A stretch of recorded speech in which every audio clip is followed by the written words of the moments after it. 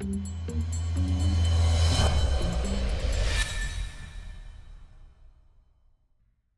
hello, everyone. Welcome to this Learning Thursday, because I had a thing on Wednesday, and so we had to postpone it, and I really appreciate you all making it anyway. What I'm going to present to you today is actually the English translation of a talk that I brought at a conference, I think it was last week. And it basically talks about how customer experience can be used by consumer brands to maximize their marketing ROI. So how they can use customer experience to extract more value from the traffic that they acquire through their advertising, both paid advertising and organic marketing initiatives. And yeah, let's jump right into it. And by the way, feel free to stop me at any point if you have any questions. I want this to be a bit more conversational than the typical frontal presentation that I give. So if you have any questions, just raise your hand and I'll pause and we can have a chat.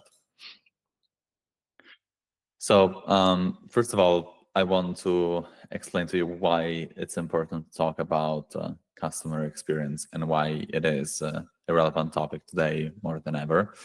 And it might come as a bit of a surprise because there's been a lot of conversation lately about the state of the e-commerce market and the fact that brands are not investing as much in technology anymore and they're putting all their money into marketing. So I'm sure some of you might wonder why it's important to talk about CX and what kind of angle we can take with our clients to explain to them the kind of impact that CX investment can have on business performance. And so like any good speaker, I brought some data. This is taken from a recent report prepared by Shopify, actually. It's called the State of Commerce 2024 report. And these numbers are for the European Union and Italy. So it's the EU average and then Italian data specifically. But I know that there is a US report as well, and I'm pretty sure the numbers will be very, very similar. So what you can see here is basically Shopify has asked consumers what kind of traits they expect to see in the brands that they shop with. What are the must-haves that make or break the purchase experience? And they've done this across all of Europe with different consumer segments, different types of brands. And so what you see here is the European average, and then they drilled down into Italian data, which was a bit more relevant for my talk, maybe a bit less for our US customers, but I think it's still interesting. So what you can see here, I think there are a couple of interesting trends, actually. One is that consumers are starting to have, I would say, fairly high expectations for what they want from the brands that they shop with. So you can see that 56% of European consumers are expecting free returns, 34% are expecting instantaneous refunds when they return the product, 30% want real-time order tracking, 21% want 24-hour delivery, and so on and so forth. You can read the numbers on your own if you want. The other interesting thing that I did not expect, honestly, is that Italian consumers, in a lot of respects, are actually even more demanding than the European average, which kind of makes sense because Italy is fairly advanced when it comes to e-commerce penetration, but I guess still caught me by surprise because it's not the image that we all have of the Italian consumer. But when you look at some of these numbers, it's 61% for Italy versus 56% for Europe when it comes to free returns, 43 versus 34% for refunds, and so on and so forth. And a lot of this is being driven by large marketplaces. So think Amazon, Zalando, they've all really raised the bar for what kind of experience we expect when we're shopping online.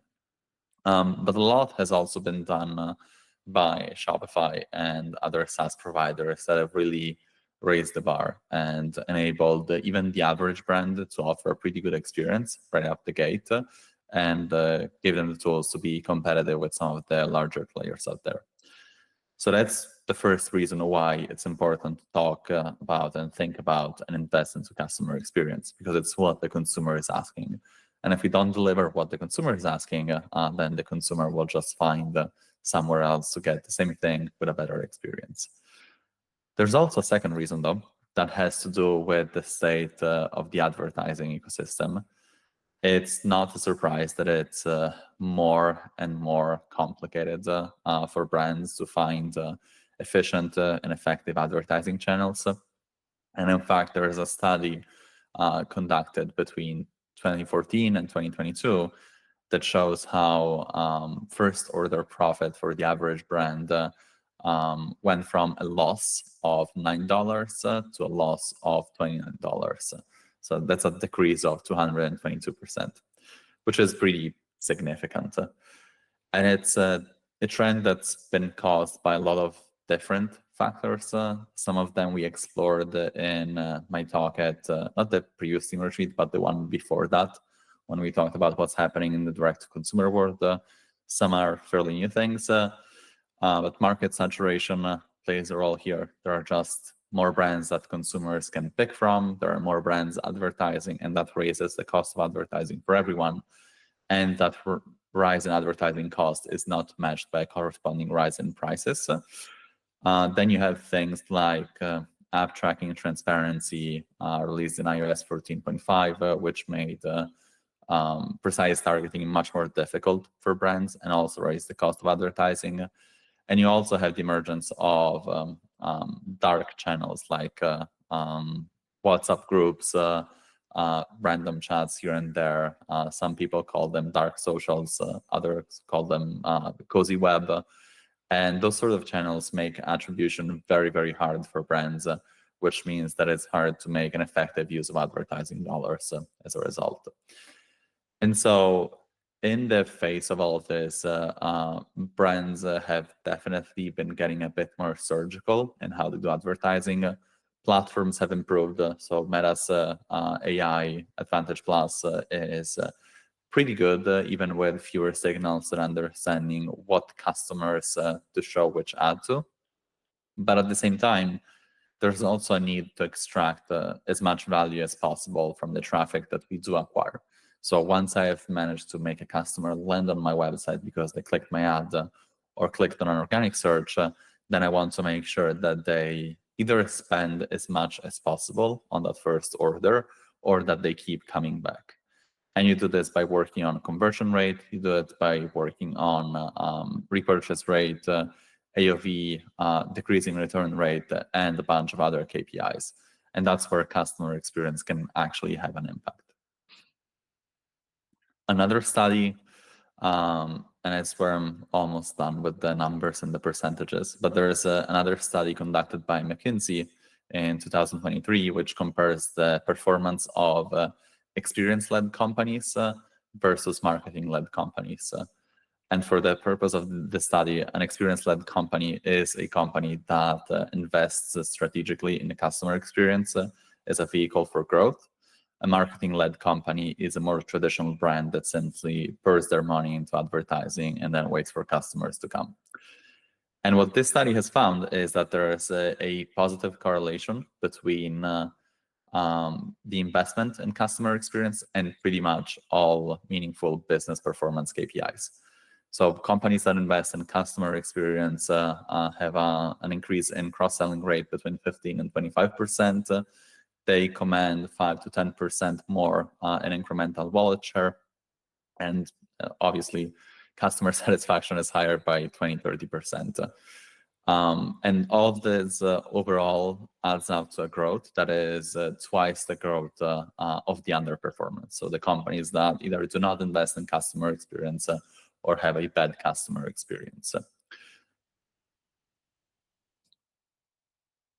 Despite this, only 11% of brands plan to invest in customer experience in 2024. This number also comes from the Shopify report that we saw at the beginning. Sometimes it's just a lack of awareness of the impact that customer experience can have on a brand, which is what we just discussed. But more often it's a lack of understanding of how you can go down a path of experience-led growth. So where do you start? How do you roll out the initiatives? How do you measure the impact? What KPIs matter? Which ones don't? And so on and so forth. And that's exactly what I'd like to see in this next section. Let's look at a couple of case studies from NebLab clients and see what they did in terms of customer experience to improve business performance. And then we'll try to extrapolate some general lessons from that. That's the, Nick, I think this one will be familiar to you. This is Cometeer. I think most people at NebLab are familiar with them, but for those who are not, it's a coffee brand born in Boston in 2015. And what they do is they have patented a technology to make very high quality coffee by partnering with boutique roasters. And then they freeze that coffee into capsules, similar to like the Nespresso pods, if you're familiar with them. And they're compatible with most coffee machines. You can pour them, you can pour hot water over them. You can make drinks. It's a very, very versatile product. As you probably know, coffee is a category where you have a very high repurchase rate. So the person who buys from Cometeer is primed to continue buying from the brand over time. And so the idea of Cometeer was to launch with a subscription model where you could basically buy your coffee pack and then continue to receive that product over time. The problem is also, though, that coffee is a seasonal product, which I didn't know before we started working with Cometeer. So different areas in the world have different harvesting seasons, and you can only harvest coffee during that season, and then that coffee has a limited shelf life before it expires, which basically means that it's hard to guarantee the availability of the exact same type of coffee 365 days a year. So the way that Cometeer solved this from a positioning standpoint is that they position themselves not only as a premium coffee retailer, but also as a way to discover coffee from different parts of the world in a very high-end experience. But they still had a technological problem to solve because usually when you subscribe to a product, you get the same product every month. Like I subscribe to razors because I need them every month. I get the exact same razor in the exact same quantity every month. In the case of Cometeer, it was a bit different because they wanted a subscription model, but the products would change over time. And so they needed to figure out a better way to do it, which would be a bit different from what subscription brands typically do. And this is what they landed on. This is actually the new Shopify experience, but it used to be somewhat similar when we were on Saldus. And it's this algorithm, I think it used to be called the roast management system. Nowadays it's called Skewer, if I'm not mistaken. But basically what it allows customers to do is they can subscribe to a specific flavor profile or multiple flavor profiles potentially. So you have light roast, medium roast, dark roast. You have the select series, which are very expensive premium coffees. You have decaf, you have half calf. And that is just an expression of the kind of coffee that I want to receive.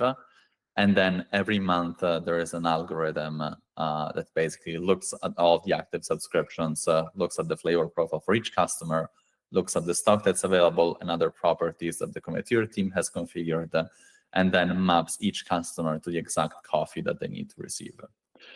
And this solved a bunch of different problems for them and also opened up a bunch of different opportunities. It solved the customer retention problem because, yeah, the Stellar series was very cool and also insanely expensive. But it solved the retention problem because we do not have to ask a customer to buy a new product every month. You can just subscribe and you keep receiving coffee until you're dead, basically. It also created a quite magical experience for the customer, which I'm sure leads to a lot of organic word of mouth, which is low-cost customer acquisition for Cometeer. And it also gives Cometeer the flexibility to define the different parameters that are used by the algorithm. And so they can potentially do very cool stuff like partnering with specific roasters in specific months to push their coffees or prioritize coffee based on the expiration date, what's expiring, and so on and so forth. It's an extremely flexible solution. It did require thinking and investment on Cometeer's side, but it's also a fully automated solution that has a huge business impact for them. Second case study is Huckberry, which probably fewer people in NebLab are familiar with because we're not working for them that much anymore, but we did some interesting work. And in particular, one thing that I want to show you today is this feature here. So Huckberry is a multi-brand fashion retailer, and more specifically, they sell clothes and accessory for the outdoor lifestyle. So they sell jackets, axes, flasks, different sort of things for people who like to touch grass and be in the woods. And all fashion brands have usually a problem with product fit and high return rates. When you're a multi-brand retailer, that problem is even larger because you're dealing with different brands who have different fit guides, different ideas of what's a medium, what's large. And so you need to find a way to reconcile all of this data and create a unified experience for the customer. Huckberry did all the right things. So they have size guides for all of their products, and they publish exact measurements for all of their products, but the return rate was still quite high. And so they were trying to figure out a better way to do it. And they thought it might be a good idea to tap into the power of their customer base and their community and involve them in the process.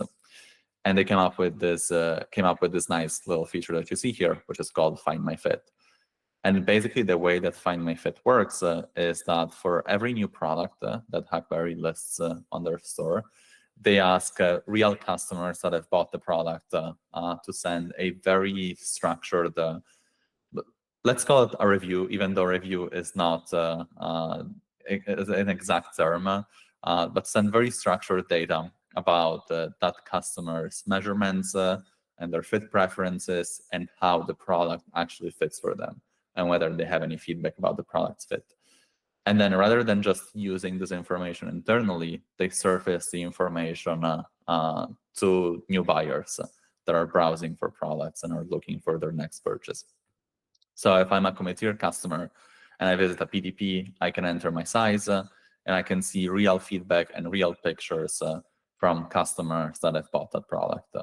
And sometimes they have small but very meaningful considerations about the size that I should buy. Like in this example, we have this customer saying that they usually wear either a small or a medium, and for this jacket they went with a medium because they like the length of the sleeves, which is something that would be very hard to convey on a fit guide alone, especially at scale. And so I think the really cool thing here is that everyone wins, basically, because Huckberry's customers get a better experience where they can immediately find the right fit for them, which makes them come back over time. And Huckberry has also minimized their return rate in the process, which allows them to continue to offer free returns to the few scenarios where a customer just gets their size wrong for whatever reason or doesn't like the product. By the way, if you watch the Last of Us TV show, this is the exact jacket that Pedro Pascal is wearing in The Last of Us, and it's a Huckberry exclusive. Going back to what I just said, that is the exact definition of experience-led growth. In traditional product management, we like to say that your job as a product manager is to make the customer happy and delight the customer in a way that still works for the business. In experience-led growth, it's the exact same concept, but applied to e-commerce or any other industry where you have an idea of customer experience, really. So what you want to do is align customer satisfaction with brand objectives in a way that makes everyone happy. And so going back to the Huckberry example, they could have they could have implemented paid returns, for example, and asked customers to pay a fee when they return a product, which would have solved the problem of improving their bottom line, but would not have solved the customer experience problem necessarily, and in fact would have created an even worse experience for the customer. In fact, a lot of the brands that implemented paid returns are now going back on that strategy or adjusting it because of the negative impact that it had on customer satisfaction. And you do this once to solve specific problems, and you keep doing it over and over again as your needs evolve and consumer expectations evolve. So final section, where exactly do we start with the experience-led growth? So let's say that I'm a brand, I have an online store, I just nailed the basics because I'm running on Shopify, so I use whatever the platform provides. But besides that, I don't really know where to start to improve my customer experience or even understand where the problem is in the first place. And so I'd like to leave you guys with a few principles to keep in mind. This is more for brand executives for sure, but it might be interesting for a few conversations that you have with your clients. So the first thing that we recommend to clients is to treat customer experience as its own thing rather than relegating it. Very often it's just something that is an afterthought of the design process, or it's left to the e-commerce platform to figure this out, and brands don't really try to do anything beyond the basics that are provided to them by their SaaS platform. And instead, what we recommend is giving customer experience its own dignity within the brand, which almost always translates into having one person that is responsible for the customer experience function within the organization. And it doesn't have to be a full-time job. For smaller brands, it will be the CEO, or it will be the head of e-commerce if they're omnichannel, or a chief experience officer for larger brands. Doesn't really matter what you do or what kind of a structure you come up with. What matters is that you create the space and the time to understand what kind of role customer experience can play within your brand, and you keep refining that process over time. The second recommendation would be to adopt an experimental approach where you start from very small, measurable experiments, see how they go, and then scale up if they work or kill them if they don't.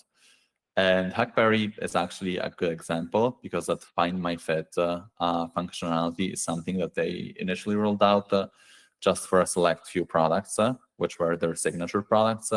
And then based on the feedback and adoption that they saw in their customer base, they decided to scale it up to a larger portion of their product catalog. So that's definitely one part of being experimental, looking at the numbers. But then the other thing is not stopping at the best practices because they're not everything. We always tell clients that best practices are a good floor, but they're a terrible ceiling, in the sense that you always need to understand how they apply to your brand specifically, whether it's time to move beyond them because for whatever reason they do not apply anymore. And there is a better way to do things in your industry, your business model, your customer segment. And to do this, you need someone who has ownership of CX, but also you need someone who understands what kind of technology exists out there and what the state of the art is. And then they can make an informed decision on whether that's good enough or you need to do something a little bit better. And then the final thing is, yes, being very data-driven, but making sure that data is not everything. Sometimes, especially in e-commerce, we're a bit too focused on numbers, and this is very often seen in CRO projects, conversion rate optimization, where you see brands running 1 million different CRO experiments and 1 million different tweaks, all in different directions, and sometimes they contradict with one another. And you end up achieving nothing or very little and spending a lot of money in the process. And so rather than just looking at initiatives in isolation, you should use those initiatives to build up a larger story and figure out what the numbers are trying to tell you.